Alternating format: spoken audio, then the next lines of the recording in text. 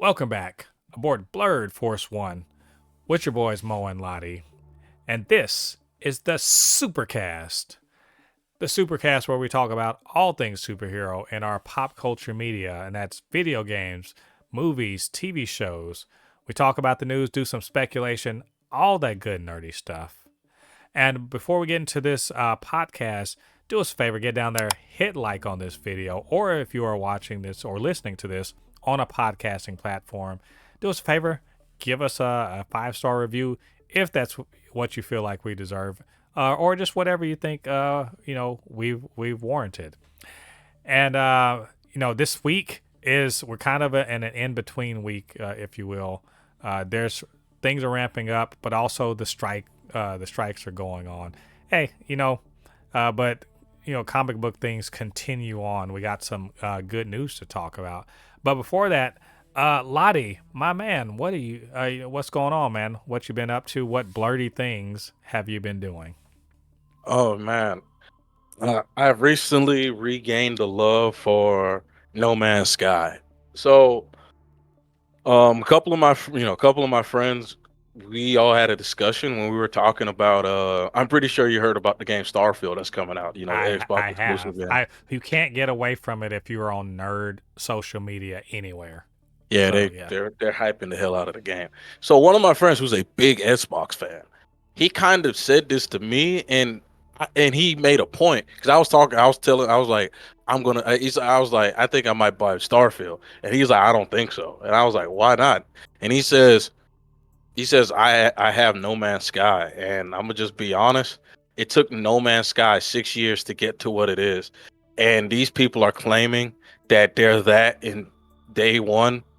I don't believe it. And he made a good point because I'm like, you're right. It took No Man's Sky 6 years to finally create the game that Microsoft is claiming they have day one. I have a very hard time to believe it. And No Man's Sky is only $30 compared to a $70 game. So, I started playing it again and man, fell back in love with the game. I'm actually going to play it again as soon as we get done uh doing this podcast. That sounds cool. I actually have No Man's Sky. Have I ever played it? Nope. I'm trying to get back in. I always say every week, trying to get back into playing Street Fighter regularly, and things always get in the way, like a hurricane or just not being into it this week. But I am back on it. That's my nerdy thing this week. Besides watching all the usual things, has been getting back into Street Fighter. I'm working on one character, trying to level him up or get rank up or whatever. Good stuff, and just watching some of the new upcoming character that's coming out, Aki.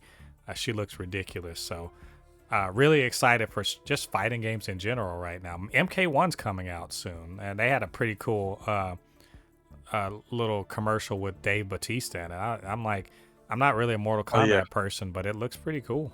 So This is definitely the fighting game renaissance. I where, feel like we yeah, went through the dark ages in the 2010s.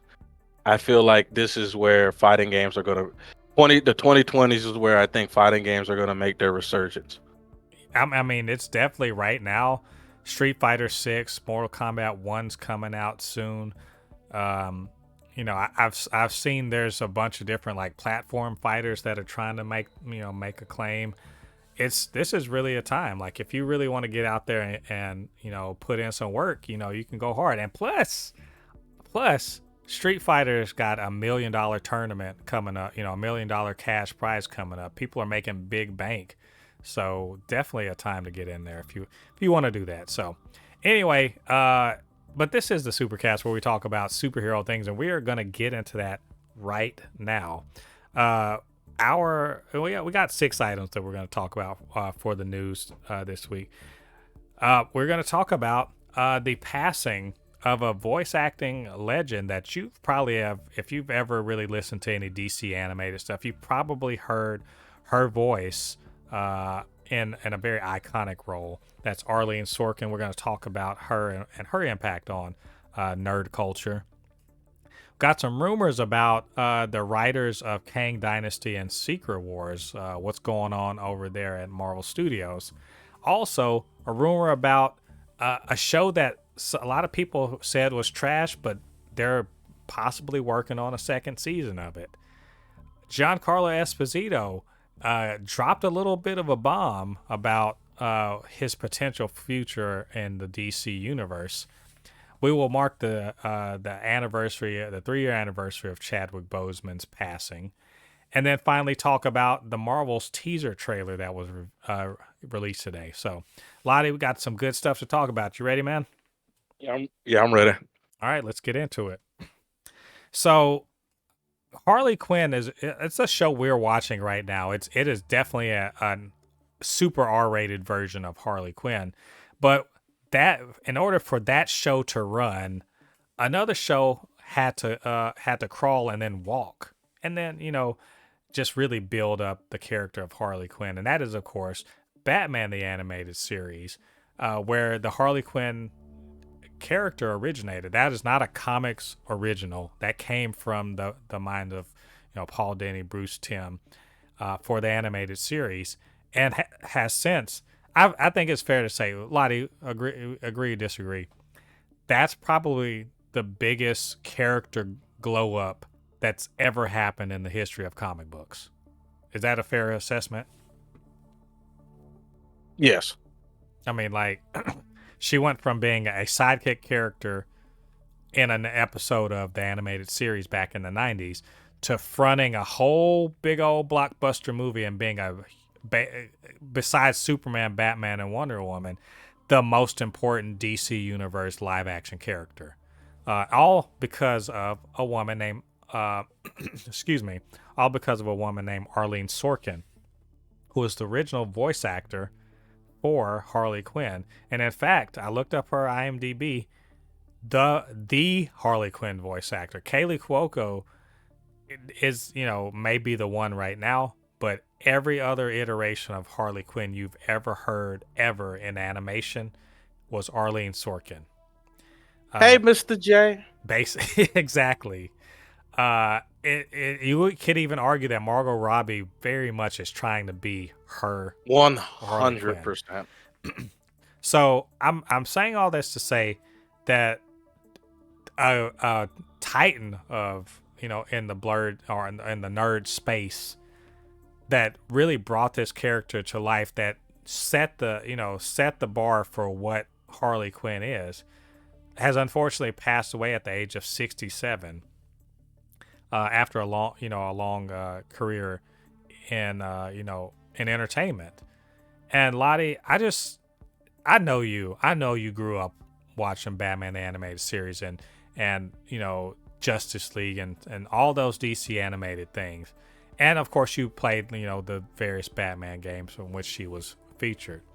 So what does her performance mean to you as we started to talk about her career?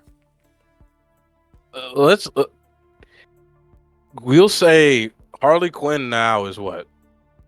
No argument, the second most popular female character in all of DC.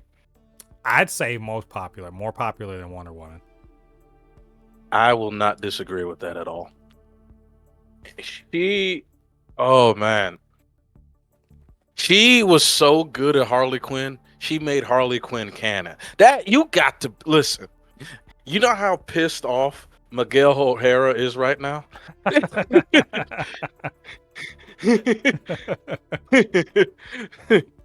She was so good that she made Harley Quinn canon in the comic books, to the point that people were fucking blown away that she didn't exist until then. They were like, there were people who are your age and older who had the Mandela effect, who were literally arguing, saying, no, she was in this comic book in the 70s. I'm telling you.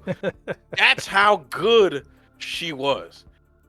Her iconic Mr. J, it's so iconic that people outside of comic books use her pronunciation. You know what I mean? Her anerisms of speaking. Like you said, Harley Quinn is big in DC. Like, big, like so big that DC is like spamming her and everything. Like right now, she's in almost every DC video game now. She's in almost every DC show or movie. Like she's that big, and I can't blame them. It was like how Iron Man was at one point, but it's like what was I about to say? Yeah, like it's crazy that, man, she went first. It was Kevin Conroy, now her, man.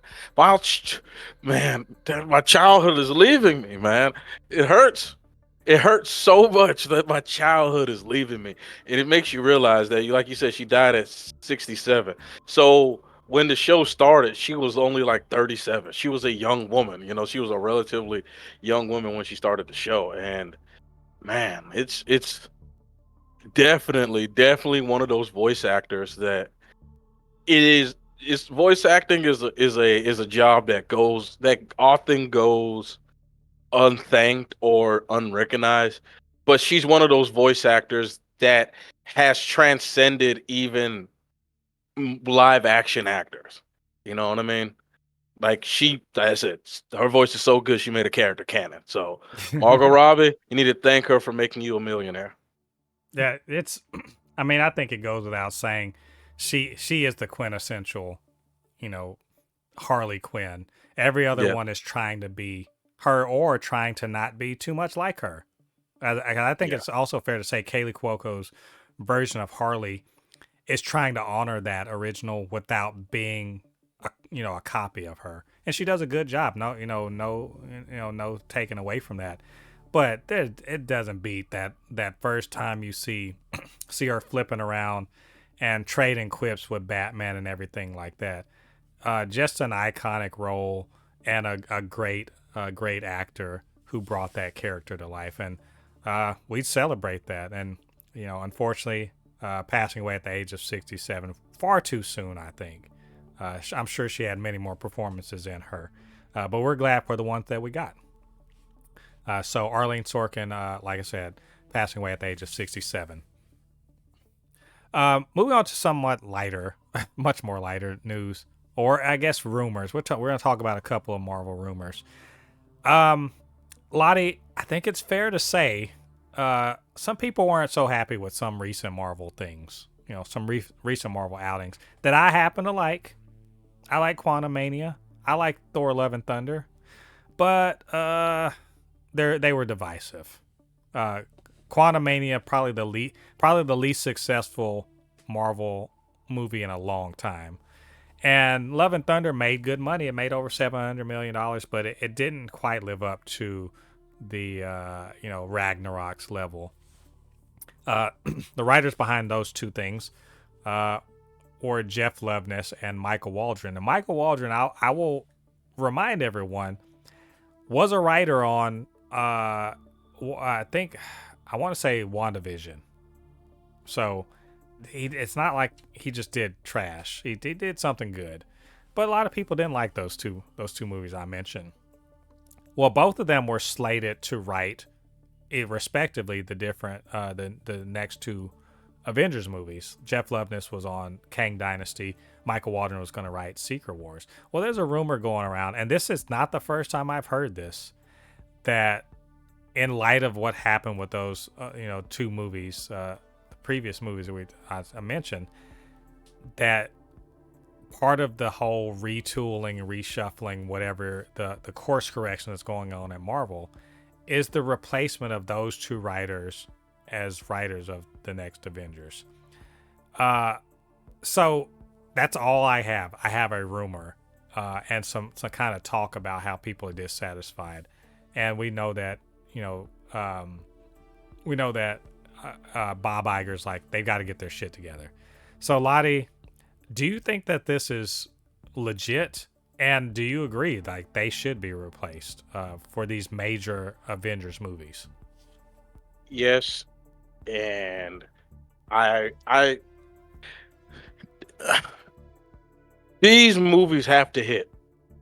Let's be just honest here. These movies have to make $1 billion. Let's not sugarcoat it. Let's be a buck here. these movies are probably going to cost.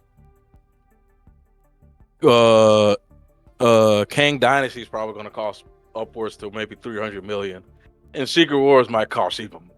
It's gonna be They Avatar money. they have to hit. Like, I mean, they have to hit. You have to bring out everything, whatever it takes. I'm talking about, let's go back to Endgame quote where Captain America said, whatever it takes. It is Zero Dawn. And these movies have to hit. You extended these movies back years. I mean, I will be about 40 when Secret Wars comes out. Let's let that sink in. I will be almost 40. You'll be about hitting 50. Movies come out.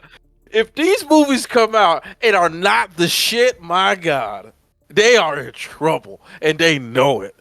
I mean, bring back all the great writers.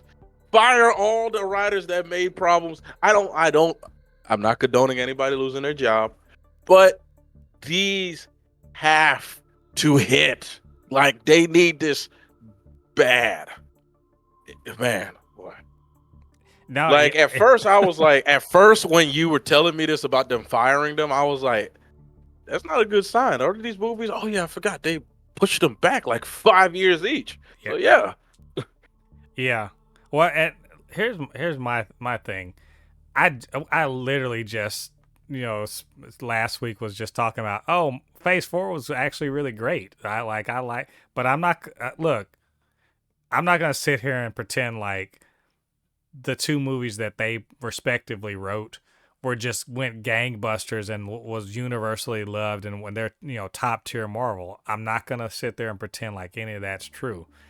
And you're right, there's no room for error with the Avengers movies. They are going to cost big money, and they better make big money, because they are both movies that literally, if they don't make $1 billion, they're failures. And I hate to call it like that, but it's true. They are going to have to spend so much money on the actors just to get every actor they can possibly get into those movies, that they cannot afford an all right movie. And also, they're working against something that's very unfortunate, which is this perception that Marvel is falling off. And perception may not necessarily be reality, but you can go ask DC what perception means about box office, and they'll tell you everything about 3 movies collectively not being able to break $1 billion. So that shit can't happen. So yeah, I think that it's I hate it for them. I did not dislike the movies that they wrote, but they need a sure thing right here. And these two making okay Marvel movies that are based on single characters isn't gonna work. They have got to be able to make huge blockbuster films blockbuster films that are gonna make the money back and then some. So I don't know. Who do they get to write for theirs? I say go find James Cameron and be like, please write our next Avengers movies, because you clearly know how to make $2 billion movies. We need $2 billion on these things. So they're gonna have to pay James Cameron, get him a cryopod, because he's already the other Avatar's movies. I think the last one comes out like 2040 something. Is James Cameron gonna be doing? Are we sure that he will be alive by the time that last one? He's gonna upload his brain to the Matrix so he can make sure he can get those last few out. Are we even sure this man will be alive? He's definitely he's writing the script. They got to put him in the, what do they call it, the hyperbaric chamber, the hyperbaric time chamber with Kami, like, just to keep his ass going. We'll see. Well, this is a rumor. It has not been confirmed, but we'll check back, let you guys know if we find anything out about these potential firings. Lottie, let's go on to another rumor. Mm-hmm. You know what this, and I say this without reservation, the best possible MCU show that's ever existed, ever at all, is obviously She-Hulk. And so that's why there's a rumor that they are working on She-Hulk season 2, and I, for one, am so glad that this is a thing that's happening. I hope this rumor is true. I feel like this rumor is true, and I say bring on more of the Green Goddess and all of the absolutely perfect CGI that brought that entire show, to reality, especially the twerking scene. So, Lottie, this is a rumor. What do you think? Is this true? And how excited are you for this? How excited am I for this? Listen, I mean, I'm gonna be honest with you, man. I can't be excited for anything Marvel until they start. Until my thing with Marvel right now is that I have to truly see what is going on, because I'm hearing so many rumors of this show being canceled, but it's actually being on and all that stuff. I'm not going to get excited for a show until I know for a fact it's coming out. But I've heard this rumor. I looked into it. It sounds like the next She-Hulk TV show is going to be completely different from where I looked into the rumor. It's going to not be what the last season 1 was like. It's going to be almost like a completely different show. It's going to still be comedy, but it's going to be a lot more action. That's from what I've heard.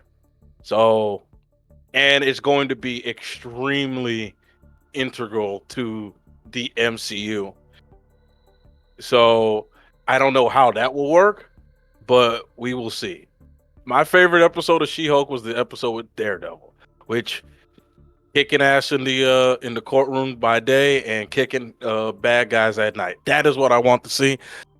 From what it sounds like, that might be the next season. If that is true, I will love to watch it.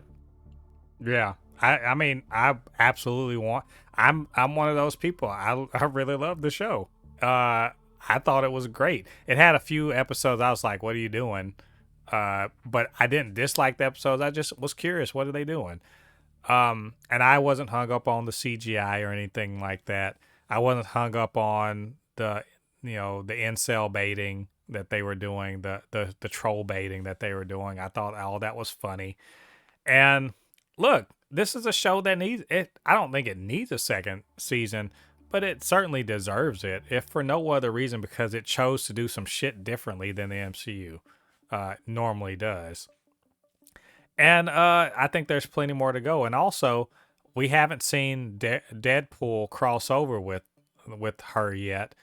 Two people who can talk to the audience. So obviously, there's plenty of room for things to happen on that front. And look, we need diversity in the MCU. Like I'm sorry to say, there's a little bit too much sameness going on. As far as that's concerned, the coolest and most interesting things that happen in Phase 4, or start of Phase 5, as far as I'm concerned, were things where they're just like, let's just do different things, like Werewolf by Night, or Mm-hmm. even Miss Marvel, which is probably my favorite Phase 4 TV show.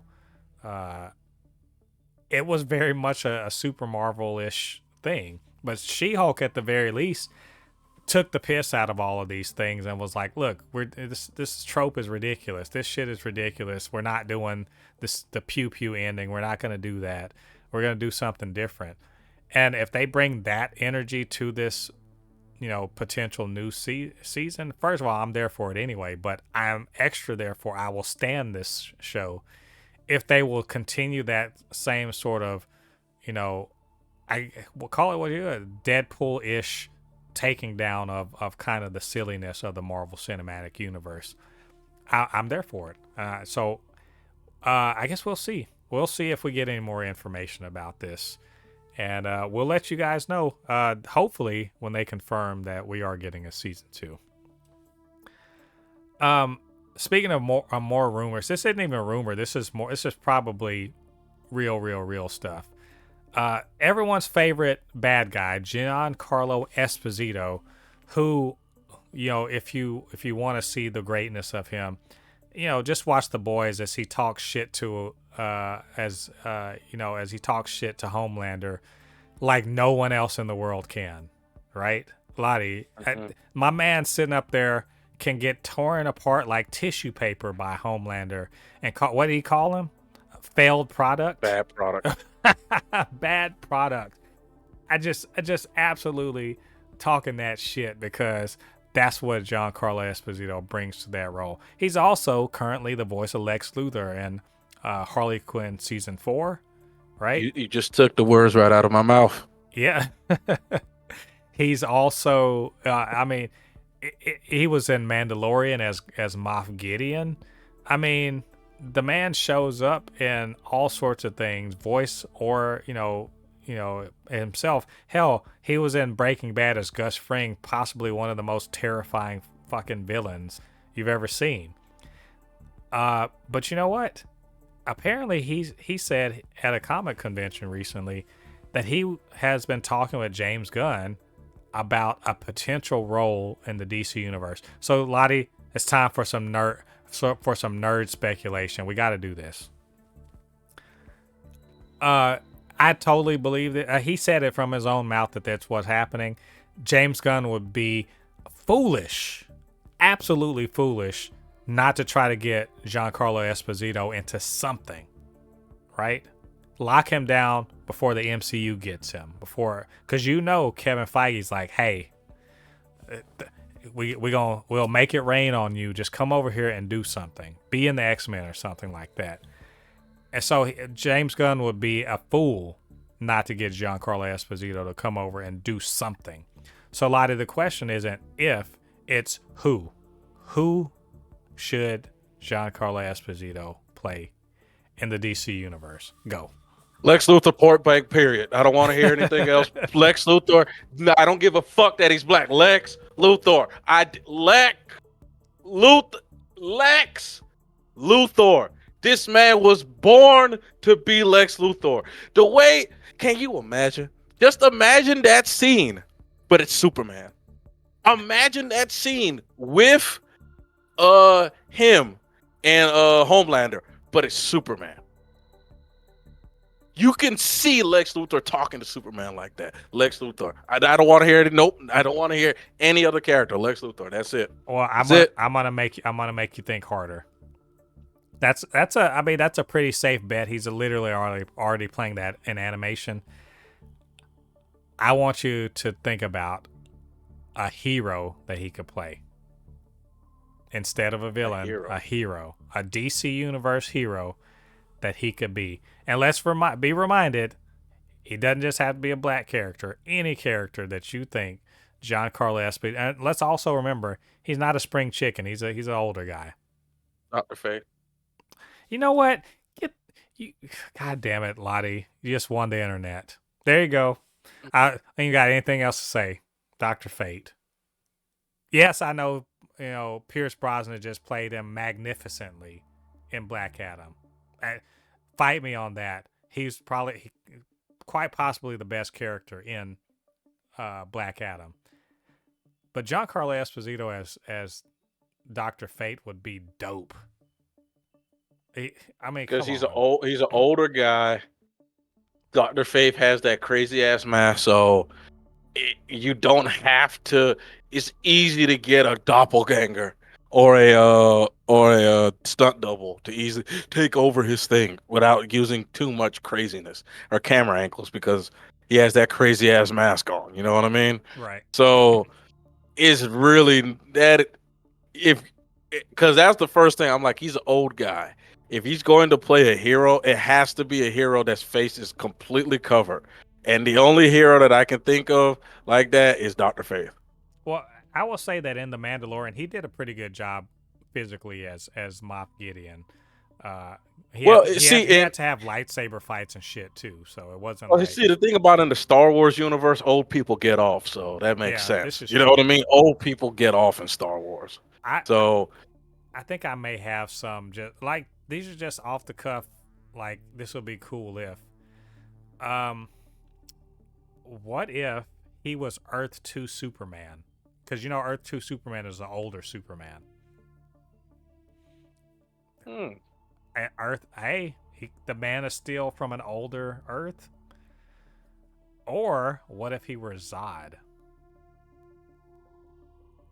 Yeah, I think he's a little. I think he's a little too old to play Zod. Like my Ooh, picture of Zod. oh fuck. Ooh. I What? think my thing of Zod is like a 40-year-old man that is in like absolute perfect shape. That is my vision of who Zod should be. How about this? How about Sinestro? He would be a dope ass Sinestro. Ooh. Oh man, he would be a dope.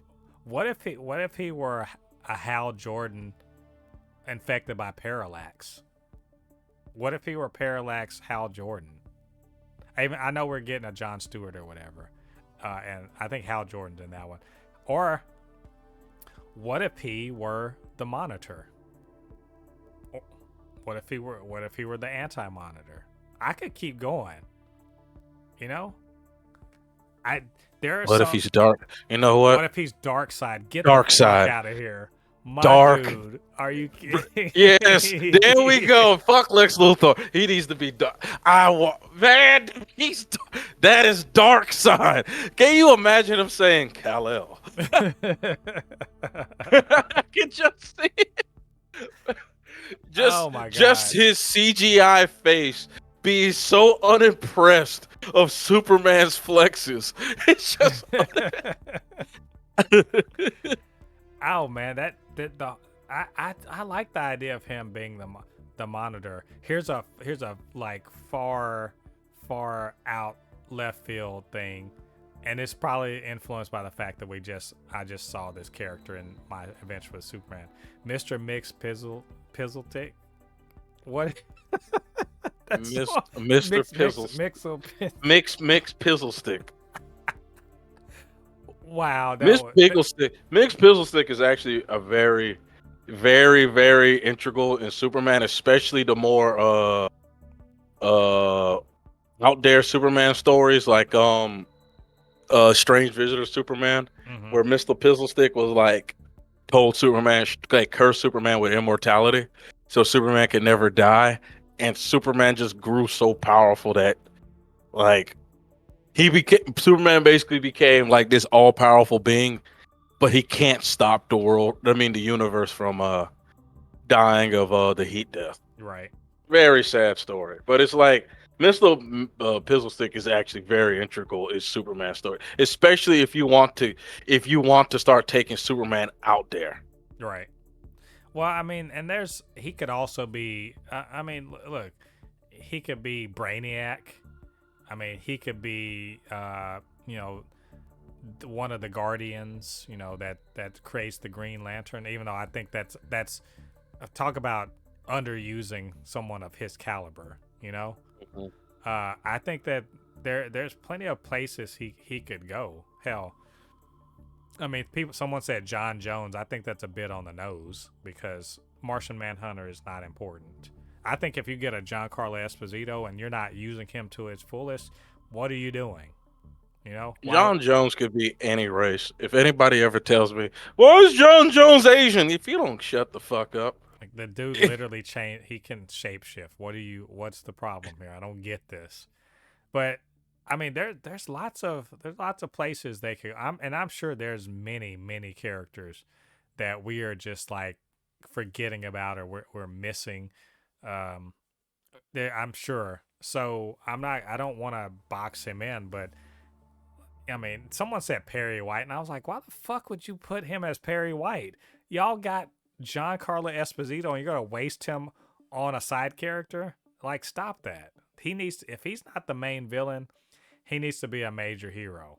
Hell, an aging hero. Hell, I'd be fine if he were in the Authority as the Superman of the Authority, whatever his name was, or the Batman of the Authority. Can you imagine Giancarlo Esposito as an old Batman, like Batman Beyond Batman? Ooh. I mean, why again? And you, Terry McGinnis, are not ready. I can see him saying, yes, yes. I think okay, that's the one. Batman Beyond Batman or Old Man Batman. Let's do it. He still you don't know he got that old man strength. So you know don't fuck around. There we go. Oh man, this was fun. I like this fan casting. Whatever it is, I trust James Gunn. James Gunn knows what he's about. Giancarlo Esposito is a hell of an actor. Whatever he ends up doing, hell, if he ends up being Jimmy Olsen somehow, I'm sure it'll make all the sense of the world. So we'll keep an eye on that. We'll let you guys know more about it when we hear more. Now for the next to last story, just something a little sad, but also a little hopeful. Uh, the 3 year anniversary of Chadwick Boseman passing away very suddenly for all of us was a few days ago, August 28th, 2020. I still remember just kind of getting on Twitter and seeing that devastating news. Like obviously we all know him as Black Panther. I'd watched him in other things. Chadwick Boseman, he was a great talent. You know, he wasn't my cousin or anything like that. I didn't know him personally, but there's no denying that his turn as T'Challa in the Marvel movies, particularly in the outstanding Black Panther. I mean, it's a transcendent performance. It resonated with so many people of color throughout the world. Were just inspired, and Lottie, you remember that? You remember that summer when that came out? You remember how everyone was? How every black person you ever saw, Black American, African, of African descent, immigrants, people back on the continent, everywhere. That was our moment, right? That was our time. Yeah. We all got together and said, Yeah. we gonna turn up. We gonna pull up at every damn movie theater across the world. We gonna pull up and we gonna show up and show out. And that's what we did. We helped drive that to over $1 billion. And at the head of that was Chadwick Boseman. And his loss was, I mean, that was a tough month after when he passed so suddenly. And obviously it made them change, Black Panther 2 and all this other stuff, and we got what we got there. But I just kind of wanted to, kind of in honor of Chadwick Boseman, just talk about who he was and what he meant to blurred culture and to young black kids who got to see him as their hero. It's crazy. It's already been 3 years. That's crazy that it's been that long. It feels like it was like last year. But yeah, like, there were black superheroes before Black Panther, but Black Panther was the first African hero that became popular. Of course he was in the comic books, but like to become mainstream like that, like a lot of people decided to, get in touch. A lot of Black Americans and Africans, blacks from other countries and all that stuff decided to get into finding out who they're from in Africa after that movie. And, it made them realize that yes, it's okay, it's cool to consider yourself African, you know. So yeah, it's I'm sad to see him go. Of course, the character still lives on, but he played a great, masterful T'Challa. You know, I would love to see the character back in the MCU or in some form or fashion back in, comic book movies or TV shows again. I know it's gonna take some time, but man, he really did a good job. He really did a great job. Not just as T'Challa, of course. He did a great job in his other acting role. Chadwick Boseman was a phenomenal actor and a great person. That speech that he told that, you know, when he was talking to young black men, like about a year before his passing, still, still rings in my ear. So Yeah. man, And, it's good. Like I said, it's crazy that it's been 3 years. yeah. And I remember just kind of hearing about his story of how, he wasn't, I think he was like 42 or so when he passed, but he had, spent all this time. He worked hard, was, he went to an HBCU and, went to, I think he went to England to like on a scholarship to do acting over, to study acting there. It was his craft. It was his calling. He played iconic characters like Jackie Robinson and James Brown, and unfortunately, he was also battling, I believe it was colon cancer for years, and kind of kept it to himself. And in the process was also doing a lot of charity work, and he was just he was everything that you want, someone who's playing that character to be. We just spent however many years, like 2.5 years, on the whole Ezra Miller foolishness, right? And we were talking about. Remember, we were talking about bag fumbles and everything like that with Letitia Wright and various other people that that were on some other stuff, and not necessarily on the same level as Ezra Miller. But what you got from Chadwick Boseman was, what you want from that superhero character. He was a good dude in real life. He was, you know, not just making it on his own, but also turning around and trying to help other people make it also. He was setting an example. He was blazing a trail. He was showing what was possible. He was proving to Marvel that and to people, the naysayers, that yes, movies that center an all-black cast can make big bank, can be marketable. That show that yes, if you put something out there for this community, they will come out for you. And to this day, I know plenty of black people. The only thing that they've ever seen in the Marvel universe is Black Panther 1 and 2. That's the only thing they know about it.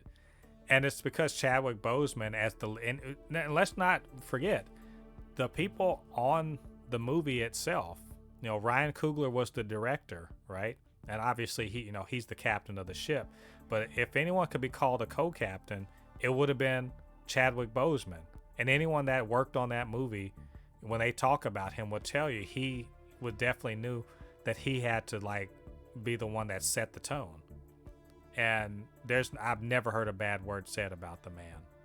So I keep going on. The point is, what a huge loss, for us as not just as nerds and not just as black nerds, but just as people who love film and who just like to see positivity going out into the world. That this young man died, taken far too soon. Before I think he had many great performances ahead of him, and we just were unfortunate that it wasn't to be. But that said, so glad to have gotten what we got. Glad that he's still, I know everyone wants to recast T'Challa, but he is T'Challa in my eyes, and he will go down as far as I'm concerned as a legend in the industry. So. I think that's I think that's a good way to go and to celebrate this man's legacy. So, but you guys, you guys let us know what you think about him. What do you talk about Chadwick Boseman and his impact on nerd culture? Final bit of news. The Marvels dropped their final teaser. I don't want to say final, but dropped a teaser trailer. Lottie, is it September yet? I'm just trying to figure this out. This movie comes out in November. They are sitting up here throwing out all the marketing, which I guess makes sense because there's a strike on, so none of the actors can talk about it and none of the writers can talk about it. I guess only the director can because she's a member of the DGA and they have a contract, so they're not striking. Um, Mm-hmm. so, but this teaser trailer, I think was smart. I think it was really smart of them to put this out, because Lottie, first of all, just among your normie, casual friends and people who are or even among your nerdy friends, do they even know what the fuck the Marvels is about and why it exists and what's going on that led up to it? No, I mean when they ask me, I'm like, I, I, I like every time I try to explain it to them, they're like, "What?" I'm like, I was like, "Yeah, you got to watch this one TV show and then this other TV show and that." And they're like, "Oh." I mean, to So to be fair, yeah, I mean I don't understand this reticence to watch actually good things. Like it's like they're saying, "Oh, well, in order for you to we're in order for you to enjoy this cake, we've got these other cakes also that are going to get you ready for this one cake." And they're just like, but I can't eat this one cake without eating the. Well, I mean, just go taste them. Like, what's wrong with you? That's a bad analogy, but my point stands. It's not like we're asking you to go, chew on glass or anything. You're going to go watch and be entertained by these other two shows, and then you'll be ready for this movie. What's the problem here? but I don't. here's the thing. You here's the thing. Not everybody has Disney Plus. They're now giving the shows physical releases, but not everybody has Disney Plus. To expect millions upon millions of fans to dedicate this Disney Plus to watch, because it's 3 shows. You have to watch 3 shows to even understand Do what's you? going You got on. to watch WandaVision and uh you got to watch Miss Marvel. That's it. And Secret Invasion. Secret, Secret I bet Invasion. you Secret Invasion has barely anything to do with this. But yeah, sure, you have to watch Secret Nah, Invasion too. nah. But You kind of have to know because why are the Creed back? yeah, well, and I'm like, to be fair, I suppose that one may be the asking you to chew glass. But my point being, yes, okay, fine, you got to go get Disney Plus for 1 month. All right, you're already gonna go spend like $15 to see this one damn movie. You may as well know what the fuck's going on. I'm just saying, like. I think people protest way too much about that. They're acting like we're asking too much of them, and to that extent, that's what this teaser's for, right? This teaser's basically like, oh, fine, you need your Cliff's Note version of what the fuck's been going on. Here it is. Here's who Miss Marvel is. Here who Monica is. This is where Carol has been. Do you guys get it now? They just did a real quick refresher on that for this teaser. And look, it's for your friends that don't want to go watch these shows. And so, with that in mind, does this work as a teaser? Yeah, it works because you know what this reminds me of. This reminds me of Kingdom Hearts. It completely reminds me of Kingdom Hearts Who's Sora? because, and I mean this because to play Kingdom Hearts 3, you had to play like 5 obscure Kingdom Hearts games. I'm not doing that. I'm sorry. My brother said the same thing. They're not bad games, Femi. I'm not dedicating 150 hours of my life. No. So guess what? Before Kingdom Hearts 3, before you start the game, they're like, "Are you caught up with Kingdom Hearts?" Oh no. Okay, here's all the cutscenes from the games you missed. Oh, how convenient. Yeah, How and you didn't convenient. have to do any grinding for any of that. Just Exactly. How convenient. Thank you. And that's the thing that I will say that I think Marvel needs to do a slightly better job and also rethinking that I don't think you should like these TV shows are like DLC. You shouldn't make the DLC a requirement to watch or enjoy the mainline thing. It should just be an appetizer or an add-on to the main thing. It shouldn't be you have to eat this before the main course comes. That, like, even if it is good, you can't expect everybody to do that. And that can turn people off. I get your point. It's good. But to expect everybody to just go, you know what I mean? It's like, I understand they're good shows, but not everybody is going to dedicate time out of their lives to watch a show. You know what I mean? So I feel like moving forward, Marvel should do like maybe you should introduce these people in movies. That's my opinion. I think they should.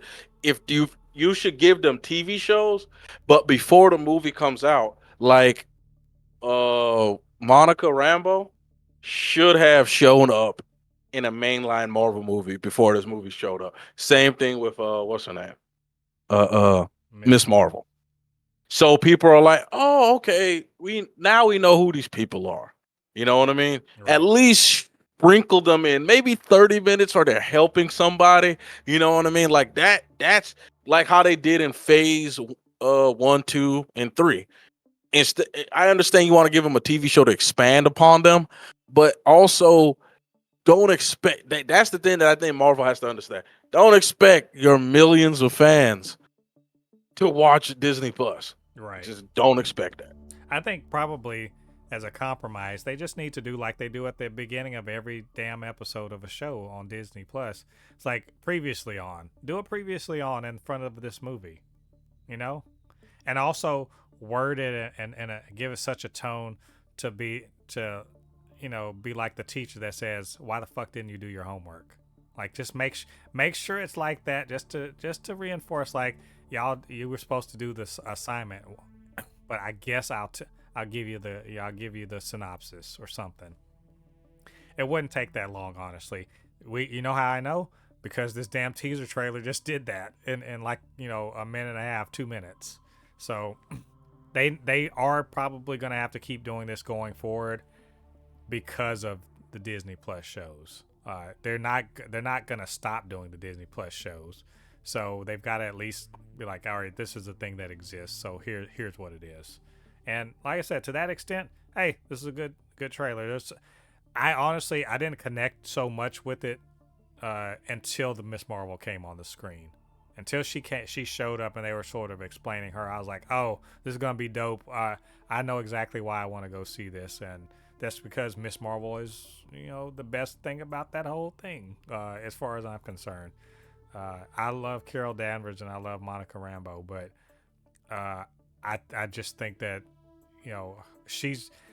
Kamala Khan's bringing an energy to this that we need, in the same way that I feel about My Adventures with Superman is bring a certain energy to the DC universe that they need. It needs to be more light and optimistic and just fun.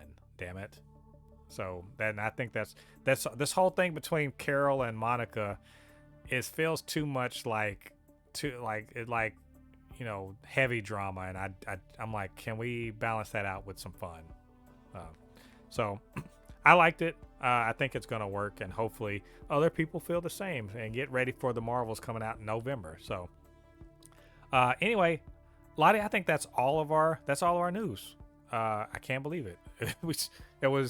It felt like such a short time talking about all that stuff, but hey, maybe we missed some things, or you just got something to say about the things we were talking about. Whatever the case may be, get down to the comment section, leave your thoughts there.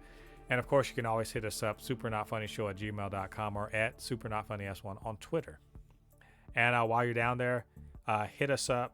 Oh, you know what? I forgot to mention. Also hit us up on Instagram. It's Super Not Funny Show. Check it out there. But while you're down there, hit the like button, subscribe to the channel, and hit that notification bell. All that good stuff helps with the channel, helps to grow this channel, helps more people to see this podcast and all the other videos on this channel. And of course, I can't do this Supercast by myself. I need Lottie, all his insight into all the things about comic books. So, Lottie, where can they reach you on social media? Oh yeah, you can always find me. You can always find me on my Instagram, which is Anukinihun. Is spelled Anukinihun, and of course my YouTube channel, which is uh Anukinihun Animations. Um, I'm gonna I'm gonna take a small, tiny break from animations because I rediscovered my passion for video gaming. So you guys will start enjoying me. Probably not streaming as much because I don't know what happened the last time I streamed on YouTube. It looked god awful. So maybe it was the game, or maybe it was just that night. Who knows? It was the night of the hurricane, so that's probably might Yeah, explain it. maybe But not. Maybe not the time to be streaming. The only but streaming that was doing was water down the damn road. yeah, Anyway, either that or I'll upload videos of me actually playing the game. So you have stuff like that to look forward to. yeah, you guys go check that out. Show Lottie some love, just the same way you're showing love to the Supercast. So we appreciate all of that. All right, so thanks for joining us. Can you believe it? It's this episode 116. It's ridiculous. We're just blowing up, growing up out here, and you can always go check out the channel and see some of our clips from this if there's some particular ones you like from that. And we got plenty more reviews and all that good stuff. So this coming up week, we're still in between lots of content. Unfortunately, the strike, man, it doesn't play. But we are going to recap my adventures with Superman, and I believe probably Harley Quinn. So y'all come and check all of that out. Until then, I've been Mo, your comment extraordinaire on all things pop culture, joined by the anime expert, video game designer, and lover of all things superhero, my good friend Lottie. And we'll see you guys on the other side of the thread. Peace. Peace.